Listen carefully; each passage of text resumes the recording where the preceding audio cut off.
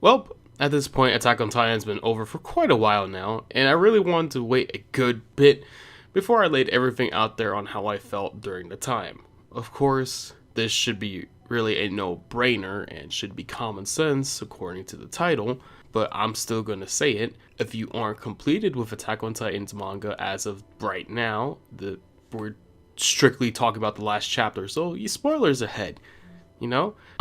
If that wasn't enough of a warning, then I don't know what to tell you. I really don't. Or if the title didn't give it away either. I don't know what to tell you. So final warning before we really start this off. Alright, so I guess the best place to really start is just by going over the last chapter and how I felt. When I first read it, I was more or less underwhelmed, to say the least. You see, I had always felt that Attack on Titan was going to end this way, the way it ended. I know on Twitter I mentioned it a long time ago, probably about 2 years prior before the ending actually came out, that I feel like Eren was going to do something like Kaneki from Tokyo Ghoul, where he becomes the mortar that sacrifices themselves for the sake of the world. In both cases, they would be able to bring the world together by becoming a threat that brought everyone around them together to destroy a common evil, or an evil that was so big it was threatening the world. Of course, however, both with very different outcomes as we know now. And I know it may sound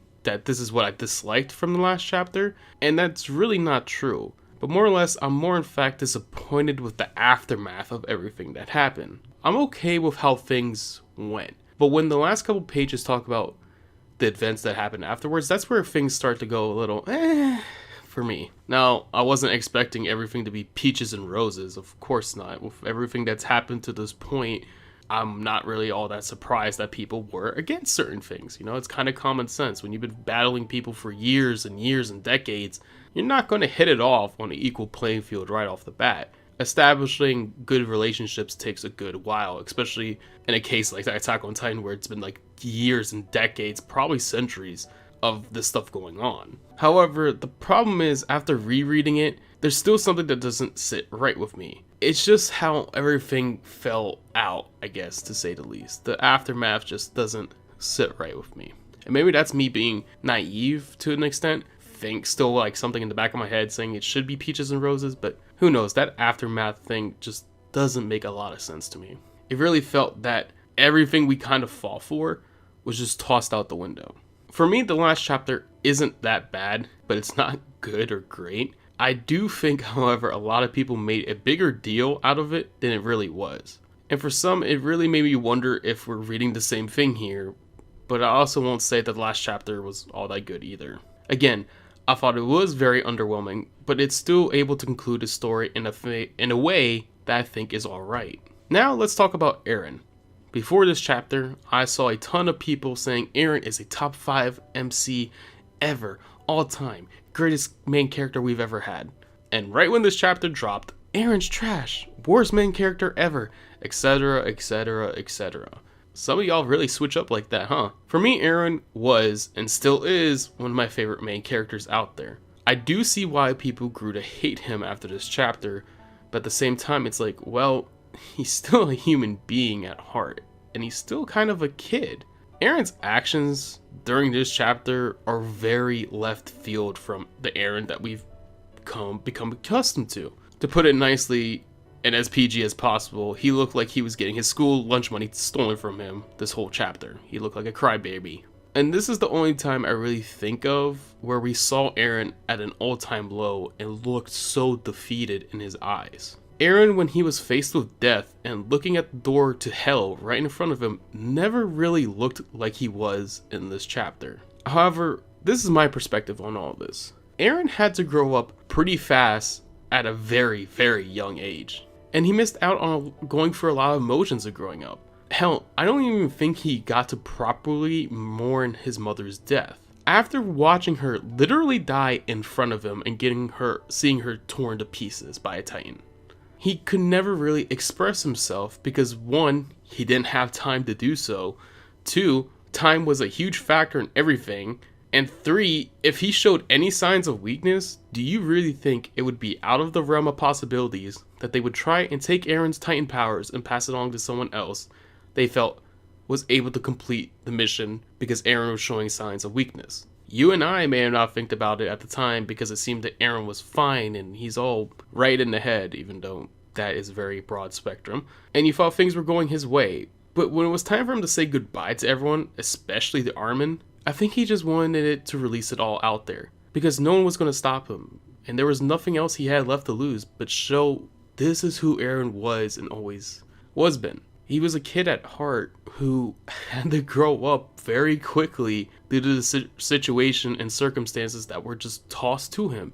The weight of the world was literally on his shoulders, and if he messed up, everyone that he loved died. He really didn't have time to actually go through the stages of grief of his mother's death. He never really just got to grow up. He had to just he went straight from a kid to an adult in a matter of a day. And before Eren was going to pass on, I really think that he just didn't want to have any regrets. Because I feel like, as my own personal opinion, I feel before you pass to the next life, whatever the next life may be, whether you believe or whatever you believe in, you don't want to have any regrets. You want to make sure that all the tables are closed, or all the doors are closed, you made your peace with everyone, you made peace with yourself, etc., etc. So Eren releasing these emotions to Armin, everyone else, it was kind of his way of just getting ready to pass on and go continue wherever he was going to go.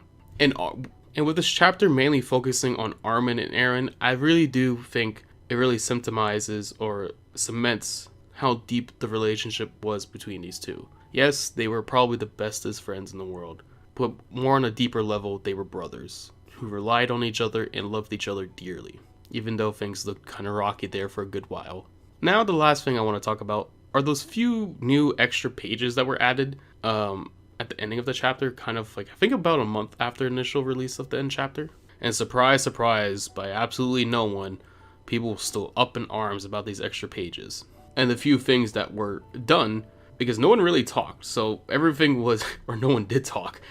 People were just pissed about how things were done. Again, surprise, surprise, not really. My only real response to this is we should have really seen this coming. In my video that I made almost a couple months ago at this point, the humanity and the beauty of life, what Eren Yeager's basically teaching us, yada yada yada, I mainly talked about Eren and how I believe the ending was going to go down.